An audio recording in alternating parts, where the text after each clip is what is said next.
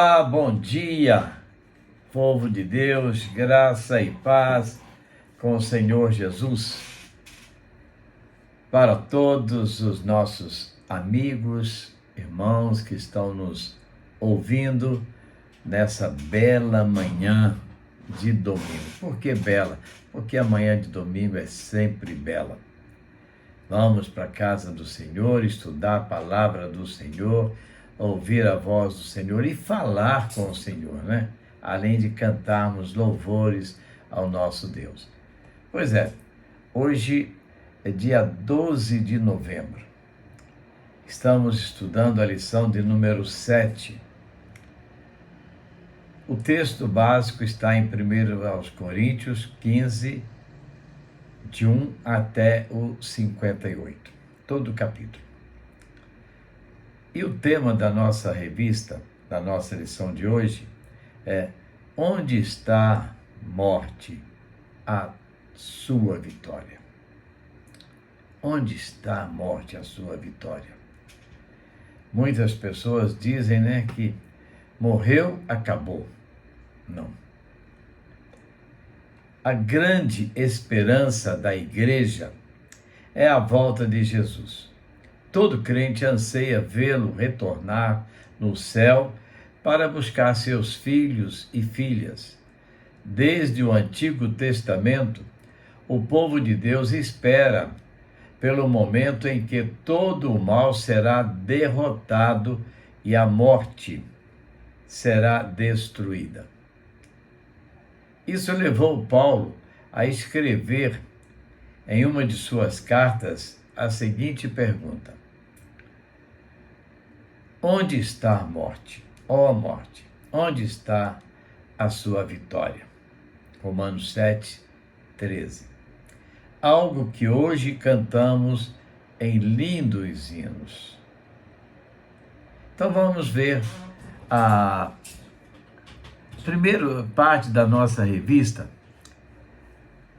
Esperança Judaica versus Expectativa Grega.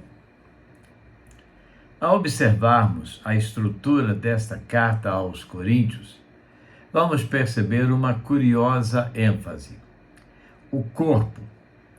Então vejamos. Primeiro, apresentação.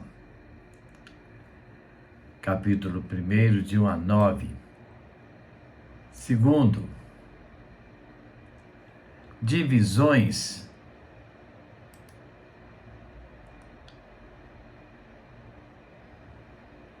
na igreja. Verso 10 até o capítulo 4, verso 21. Terceiro, problemas de imoralidade. Coisa triste, né? A gente falar de imoralidade na igreja de Jesus. Capítulo 5, de 1 a 13. Quarto, problemas com processos judiciais. Irmãos levando outros irmãos por questões simples na justiça. As questões relacionadas com o corpo.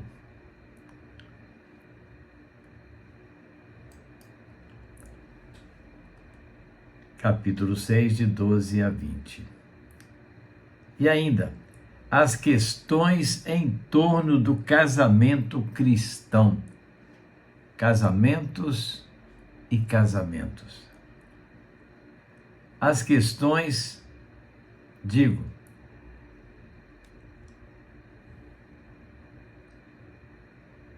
as questões relacionadas com o corpo, nós não falamos, a liberdade cristã e a questão da comida. As questões em torno do culto, roupas e comidas. Quantas divergências, quantos desentendimentos. A ressurreição dos mortos. Como muitas pessoas pensam de forma errada tudo isso. A coleta para os necessitados. Tem pessoas que dizem que quem não tem trabalhe. E a conclusão da carta. Então nós temos aí uma série de coisas importantes para nós avaliarmos, né? Seria exagero dizer que a maior parte da carta trata de questões em torno do corpo? Parece que não. Por isso, não é surpresa que Paulo gaste 58 versículos para discutir exatamente a temática da ressurreição do corpo.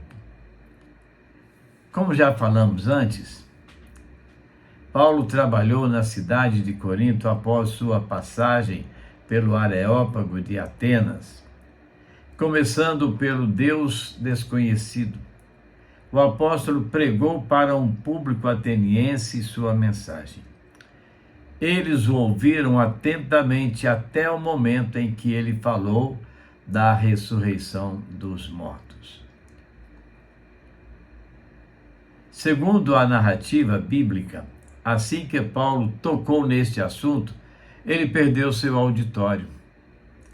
Eles logo começaram a caçoar dele, deixando bem claro que sobre isso eles não estavam nem um pouco dispostos a ouvir. Pouco interesse. E hoje nós encontramos também nas igrejas um interesse muito pequeno por coisas importantes para a nossa vida. Usemos essa reação dos atenienses à mensagem da ressurreição como exemplo do que estava acontecendo também em Corinto. Os gregos não gostavam deste assunto. A cultura grega tinha diversas expressões dualistas, e a de Platão é a mais conhecida, que menosprezava o corpo em detrimento do espírito. É um dualismo que rejeita o corpóreo, que o entende como inferior.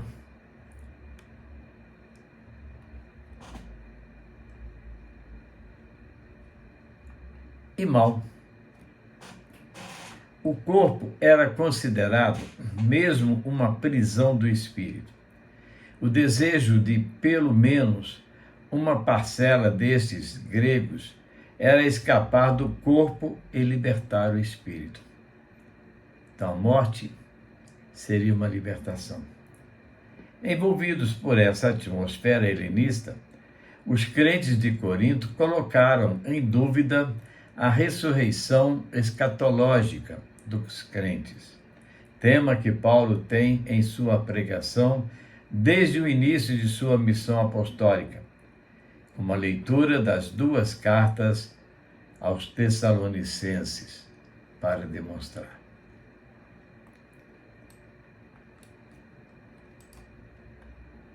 Ao contrário dos gregos, os judeus não tinham a mesma perspectiva quanto ao corpo.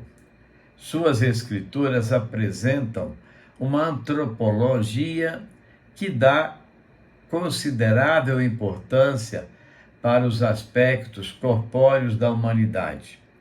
Afinal, Deus fez Adão já com corpo. Gênesis 1:2. Não havia nada de errado com esse primeiro ser criado. Ele foi feito perfeito, sem defeito de fabricação. Não há em Adão uma oposição entre corpo e espírito, entre uma parte boa e uma parte má, porque ambas as partes procedem do mesmo Deus. Após criar o primeiro casal, com corpo e tudo, o Criador emitiu sua avaliação. E eis que era muito bom. Gênesis 1:31. Por isso, a esperança de salvação que se manifesta nas Escrituras judaicas tem lugar para o corpo. Para os gregos, a alma era o alvo da salvação. Para os judeus, não há salvação sem o corpo. Portanto, o clímax desta escatologia veterotestamentária, palavra estranha, né? Pode ser encontrada na grande esperança de Daniel 12:2. E muitos dos que dormem no pó da terra ressuscitarão, uns para a vida eterna e outros para a vergonha e desprezo eterno. Segundo momento da nossa lição: um corpo como o de Jesus. É preciso entender que não há uma doutrina de salvação exclusiva das almas nas tradições judaicas, justamente porque os leitores de Moisés e os profetas, a existência corporal é essencial. Isaías 25:8. Já que corporeidade é essencial à vida humana, a salvação significa salvar o homem inteiro, como o próprio Paulo escrevera com muita clareza em sua carta aos Filipenses. A nossa cidade está nos céus, donde também esperamos o Salvador. O Senhor Jesus Cristo, que transformará o nosso corpo abatido para ser conforme o seu corpo glorioso, segundo o seu eficaz poder de sujeitar também a si todas as coisas. Filipenses 3:20 e 21. Podem conferir. Volte a essa passagem novamente e perceba que Paulo fala de uma transformação do corpo abatido. Este corpo, para que ele seja segundo o corpo glorioso de Jesus. Se os judeus, com exceção dos saduceus, acreditavam na ressurreição escatológica a partir exclusivamente das escrituras judaicas, o apóstolo tem um elemento de ainda mais magnitude: a ressurreição de Jesus. Pois é, a ressurreição de Jesus não foi uma ressuscitação, como foi o caso da viúva de Naim ou seu amigo Lázaro. Estes morreram novamente. Jesus não. Ele se levantou da morte porque ele a derrotou. Sua ressurreição é glorificação escatológica esperada por Daniel, mas antecipada prolepticamente para aquele domingo de Páscoa. Suas aparições posteriores são semelhantes às teofanias dos tempos dos patriarcas, ou ao fogo da sarça ardente. Jesus aparece e desaparece quando quer.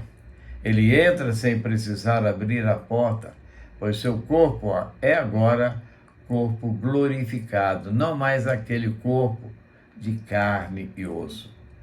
Ele pode partir o pão com os discípulos de Emaús. Ele pode assar alguns peixes para Pedro à beira do mar da Galileia.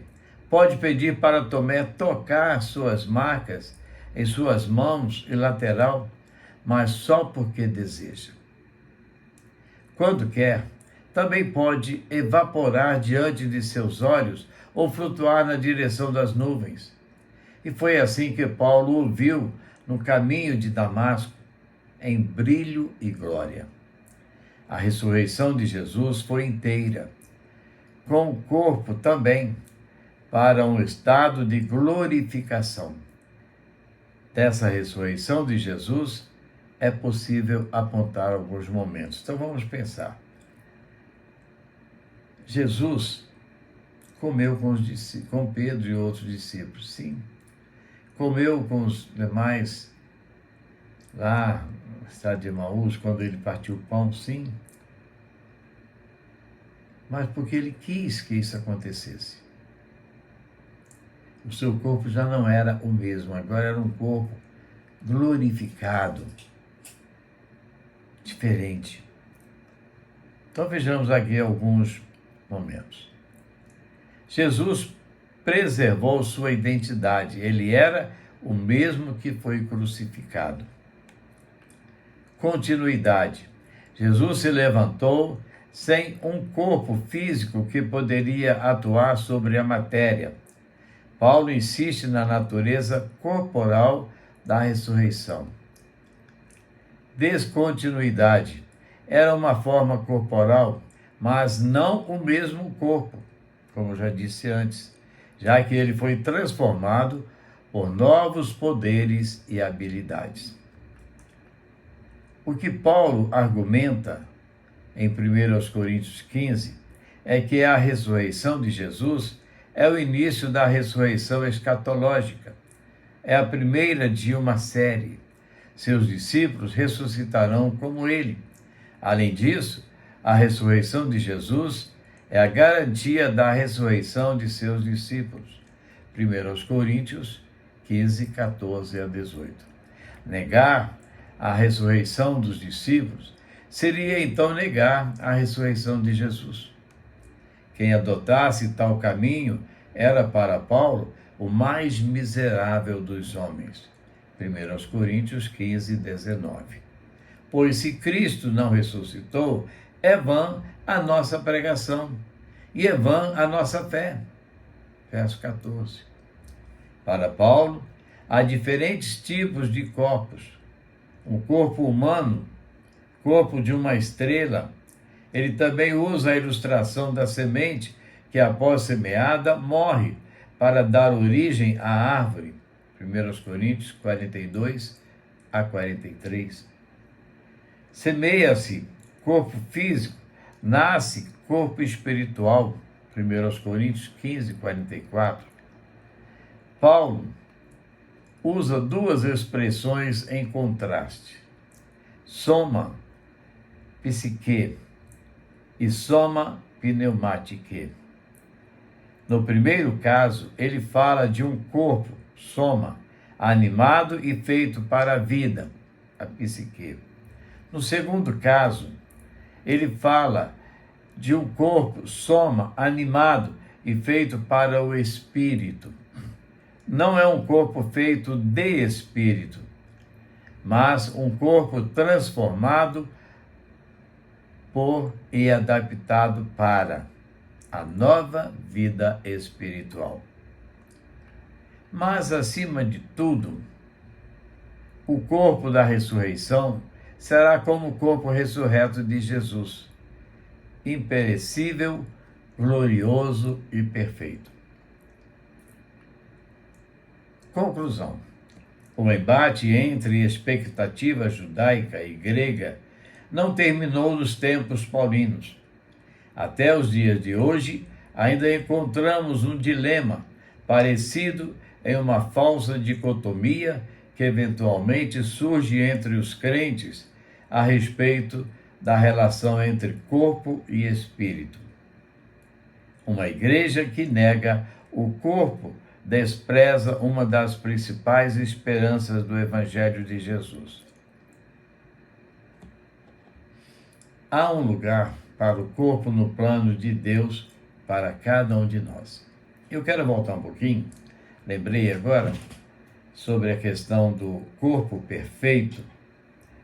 Uma vez um aluno me perguntou: uma pessoa que não tem uma perna ou um braço, ele morre. Quando ele ressuscitar, ele vai ressuscitar sem o braço ou sem a perna?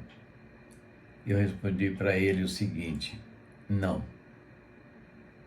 Ele vai ressuscitar perfeito. Porque não será aquele corpo que vai ressuscitar, mas ele vai ressuscitar num corpo glorificado para Deus. Aqueles que forem para o céu, né? Para pensar e agir. Primeiro, quais seriam as razões para Paulo gastar tanto espaço nesta carta para o tema da ressurreição dos mortos? Eles precisavam ouvir isso. Por isso, Paulo gastou esse tempo explicando. Por que negar a ressurreição escatológica dos mortos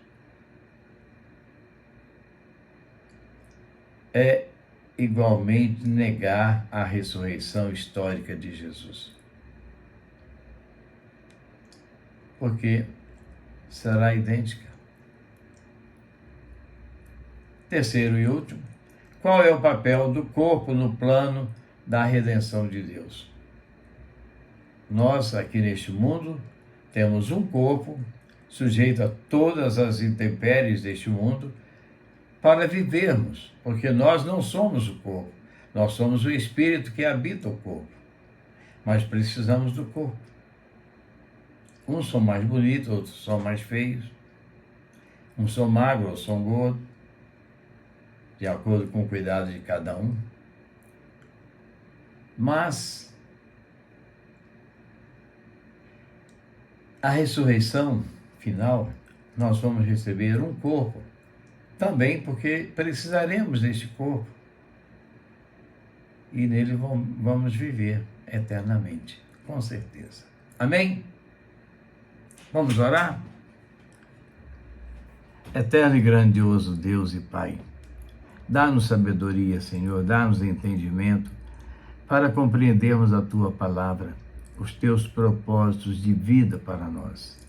Ajuda-nos, ó Deus, a buscarmos o aprendizado correto na fonte correta, a compreendermos tudo aquilo que o Senhor fez em nós, por nós e para nós, e através de nós continua fazendo.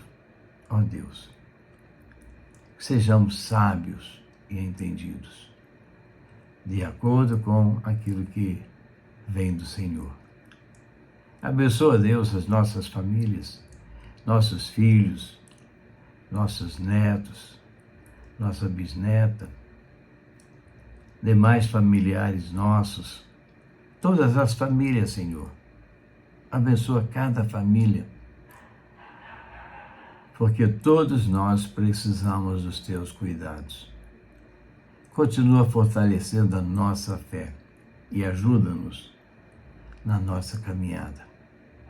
No nome de Jesus nós oramos, clamando muito pelo nosso Brasil. Ah, como estão acontecendo coisas tão terríveis, que eu tenho certeza não é do Teu agrado. Mas se precisamos passar por alguma situação, que confiemos no Senhor.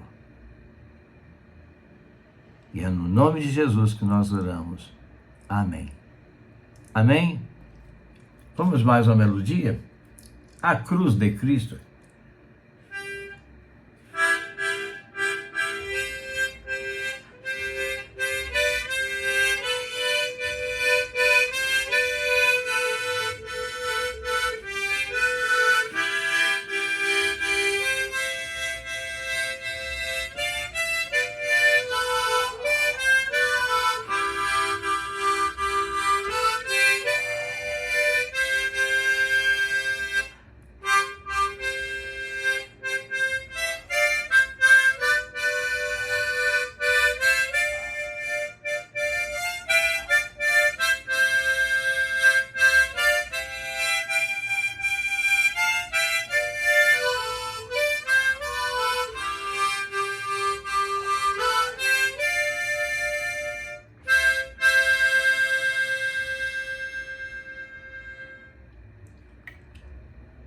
Sofreste tanto, Jesus, por mim, por causa dos meus pecados. E assim, queridos, nós estamos chegando ao final de mais uma EBD em casa, a nossa EBD, Escola Bíblica Discipuladora, com você, onde você estiver, seja na sua casa, no seu trabalho, que Deus esteja abençoando grandemente a sua vida, te dando forças para caminhar, entendimento para compreender os propósitos de Deus e que você possa estar de coração aberto para Jesus. Se você ainda não aceitou Jesus, faça isso. Abra o coração. Aceite a Jesus como Senhor e Salvador, para que você possa gozar a vida eterna com Ele. Hoje é domingo, dia do Senhor. À tarde vamos estar juntos, almoçando em família. Que Deus nos dê uma tarde de paz, de tranquilidade, apesar desse calorão que a gente está sentindo, né? Mas que estejamos na presença do Senhor, fazendo aquilo que agrada ao Senhor. E logo mais, vá à casa do Senhor, cultuar, junto com os demais irmãos, viver, celebrar, glorificar ao Senhor, nosso Deus, ao Senhor Jesus Cristo, nosso Salvador. E que a graça e a paz do Senhor seja com você, toda a sua família. E amanhã, se Deus permitir, estaremos de volta, trazendo para você mais uma devocional, mais uma reflexão da palavra do Senhor para a edificação das nossas vidas.